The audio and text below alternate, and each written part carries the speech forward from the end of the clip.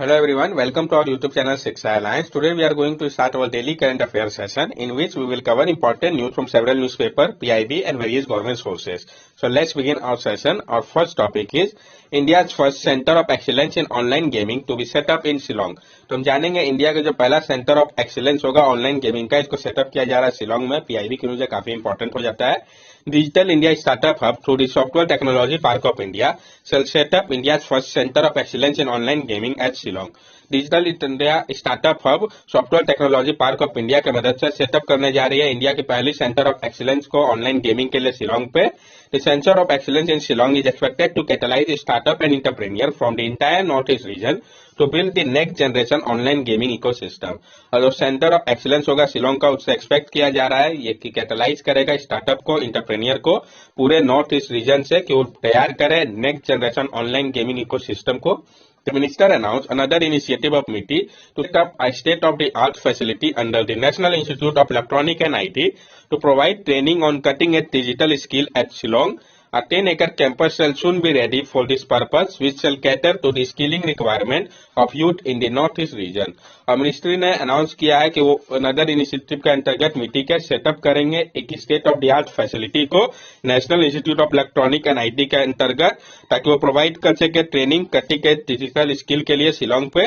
जो 10 एकड़ का कैंपस होगा ये बहुत जल्दी तैयार हो जाएगा इस पर्पज के लिए, जो कि फुलफिल करेगा स्किल रिक्वायरमेंट को यूथ का नॉर्थ ईस्ट रीजन पे। नेक्स्ट टॉपिक है हमारा Vidisha become the first इवर district in India for on the ground deployment of innovative 5G use cases offered by the startup.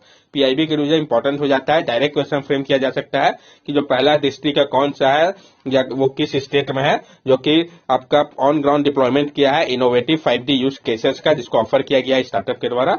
तो Vidisha N aspirational district of Madhya Pradesh become the first इवर district in India for the on ground deployment of innovative 5G use cases offered by startup.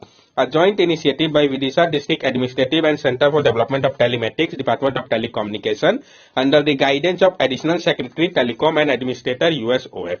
तो विदिशा जो कि आपका aspirational district है मध्य प्रदेश का, ये पहला ever district बन गया भारत का जिसने ऑन ग्राउंड डिप्लॉयमेंट किया है इनोवेटिव 5G यूज केसेस का, जिसको ऑफर किया जा रहा है स्टार्टअप के द्वारा। ये जॉइंट इनिशिएटिव है Vidisha district administration and centre for development of telematics department of telecommunication का गाइडेंस के साथ additional secretary telecom and administrator USOF के साथ 5G use cases promotional pilot. तो 5G यूज केसेस है प्रमोशनल पायलट का, इसके बारे में समझते हैं। तो following 5G IoT use cases है जिसको डिमोन्स्ट्रेट किया गया है स्टार्टअप के द्वारा कोलैबोरेशन में सीडॉट के साथ, जिसको हम देखते हैं। सुपर यूटिकल 5G और 4G enable smart health kiosk for measuring vital and performing test almost instantaneously. जो आपका सुपर यूटिकल्स है इसके अंतर्गत 5G या 4G enable smart health kiosk create किया जाएगा मेजर करने के लिए वाइटल और परफॉर्म करने के लिए टेस्ट को instantaneously. एम्बूपोड 5G 4G enabled auto ambulance with basic life safety support and measurement of vital with remote doctor support। जो एम्बूपोड होगा इसके अंतर्गत 5G 4G enable auto ambulance होगा जहां पर बेसिक लाइफ सेफ्टी सपोर्ट और मेजरमेंट हो किया जाएगा वाइटल्स का रिमोट डॉक्टर सपोर्ट के साथ। लॉगी AI cataract I screening application using the smartphone for quick and effective screening of cataract disease. जो आपका लॉगी AI है कैटरैक्ट आई स्क्रीनिंग एप्लीकेशन होगा, ये उपयोग करेगा स्मार्टफोन का जल्दी से और इफेक्टिव स्क्रीनिंग करने के लिए कैटरैक्ट डिजीज का। EGU5 AR VR 3D visualisation application for lung and brain cancer for effective diagnosis. जो आपका EGU5 है इसमें AR VR 3D विजुअलाइजेशन किया जाएगा एप्लीकेशन लंग्स और ब्रेन स्कैन का इफेक्टिव डायग्नोसिस के लिए। Tech XR AR VR 3D immersive experience kit for student for enhance learning and teaching tool for innovative teaching method.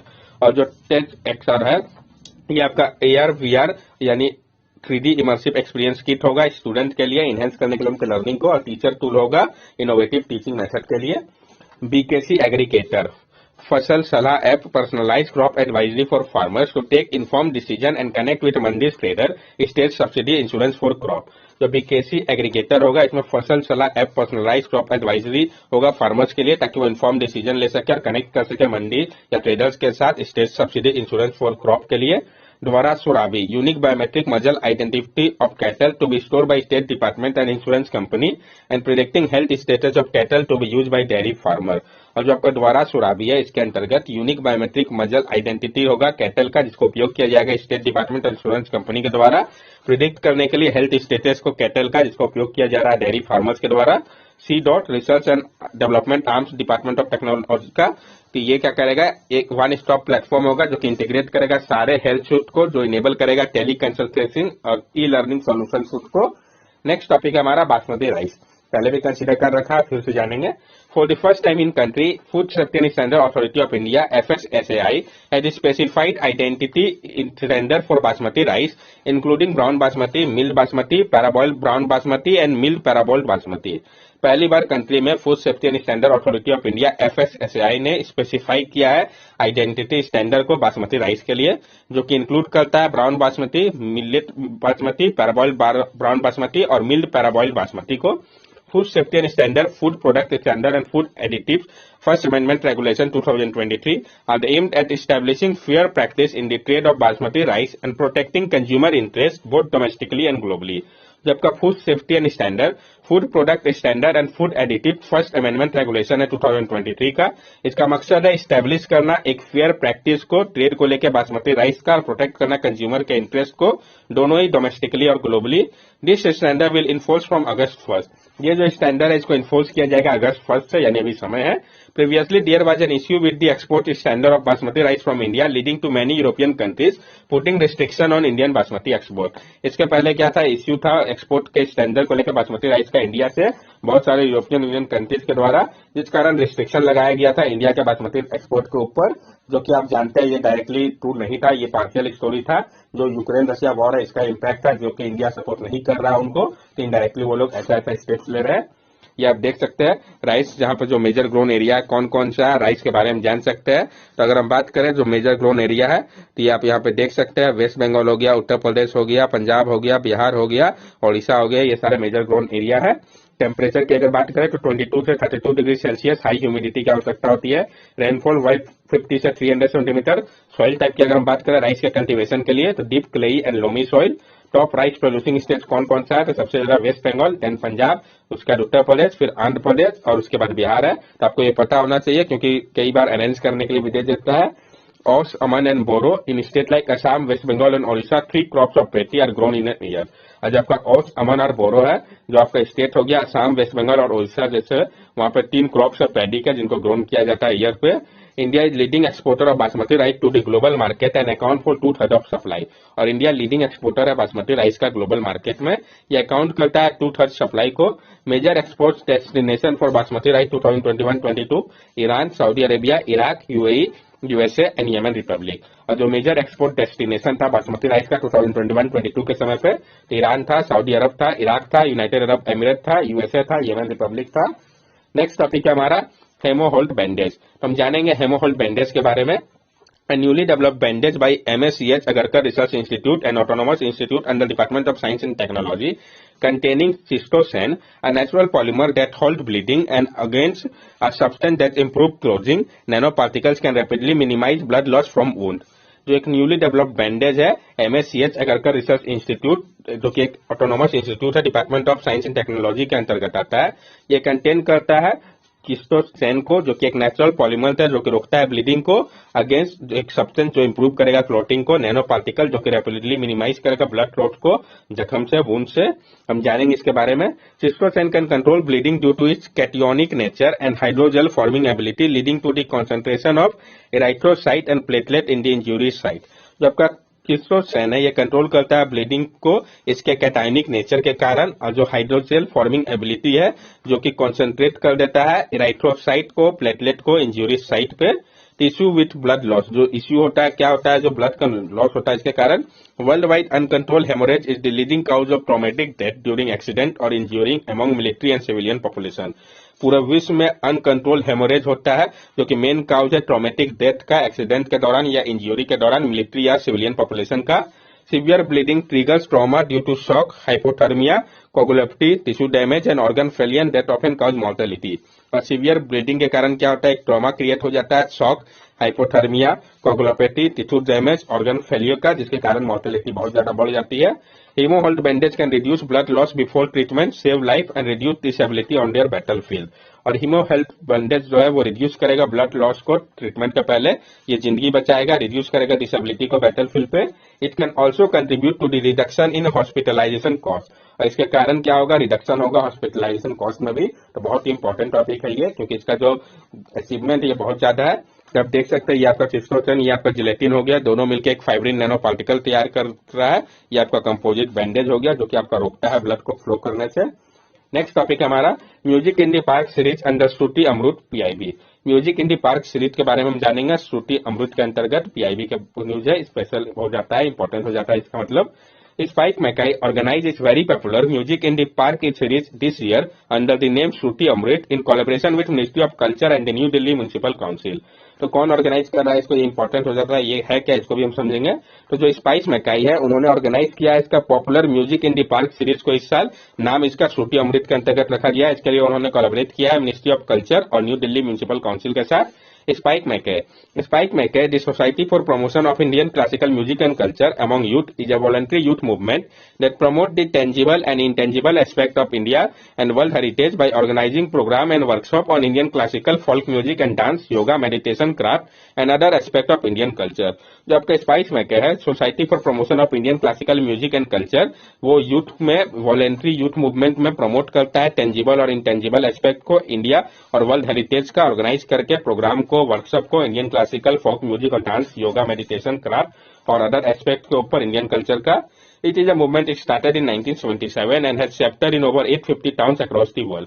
ये एक मूवमेंट था जिसको स्टार्ट किया गया था 1977 पे, और इसका जो चैप्टर है वो आपका 850 टाउन्स में है अक्रॉस द वर्ल्ड के। नेक्स्ट टॉपिक है हमारा exporter under scanner for tax scheme misuse. जो एक्सपोर्टर है वो स्कैनर के अंतर्गत है, टैक्स स्कीम का जो मिसयूज हो रहा है इसके कारण। तो हम जानेंगे क्या प्रॉब्लम है, क्या होता है, ड्यूटी ड्रॉबैक स्कीम सब समझेंगे। तो जीएसटी अथॉरिटी के अनुसार जो एक्सपोर्टर है वो मिसयूज कर रहा है गवर्नमेंट के ड्यूटी ड्रॉबैक स्कीम का क्लेम करके रिफंड को integrated goods and service tax पे। प्रॉब्लम क्या है, ओवर 100 एक्सपोर्टर ऐसे हैं, ज्यादातर अप्रैल, ड्रग्स और लेदर पे, जो कि इलीगली ड्रॉ कर रहे हैं बेनिफिट को इंटीग्रेटेड जीएसटी रिफंड क्लेम का एक्सपोर्ट करके, वो क्लेम कर रहे हैं ड्यूटी ड्रॉबैक स्कीम का। ड्यूटी ड्रॉबैक जो है वो सिर्फ क्लेम किया जा सकता है कंपनसेट करने के लिए अनरिलेटेड टैक्सेस और ड्यूटी का, ना कि जीएसटी के लिए। ड्यूटी ड्रॉबैक स्कीम प्रोवाइड करता है एक्सपोर्टर को कि उनको रिफंड किया जाए कस्टम ड्यूटी को जो कि पे किया गया हो अनयूज इंपोर्टेड गुड्स का या गुड्स का जिसको ट्रीट, प्रोसेस या इनकॉर्पोरेट किया गया है अदर गुड्स के तौर पर एक्सपोर्ट पे।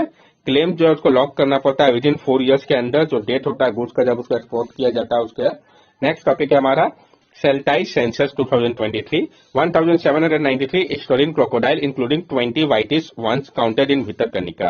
तो जो सैटेलाइट सेंटर है आपका सेल्टाइट सेंटर 2023 का, आई मीन उसमें 1793 जो है हिस्टोरियन क्रोकोडाइल है जिसमें 20 व्हाइटिश वन है जो कि काउंट किया गया भितरकनिका पे। जो पॉपुलेशन है सॉल्ट वाटर क्रोकोडाइल का वाटर बॉडीज पर भितरकनिका नेशनल पार्क का, वो नियर बाई एरिया में ओडिशा के केंद्रापाड़ा डिस्ट्रिक्ट के, वो मार्जिनली बढ़ा है 2023 में एनुअल रेप्टाइल सेंसस के अनुसार। कि आपका भितरकनिका नेशनल पार्क कहाँ है ये इंपॉर्टेंट हो जाता है। जो एनुअल रेप्टाइल सेंसस है इसके बारे में भी हम समझ ले। तो टेक्निक उपयोग किया गया सेंसस के लिए, तो स्पॉटलाइट किया गया नाइट में, जीपीएस, फोटोग्राफिक इंटरप्रिटेशन ताकि मेजर किया जा सके लेंथ और एज को क्रोकोडाइल का।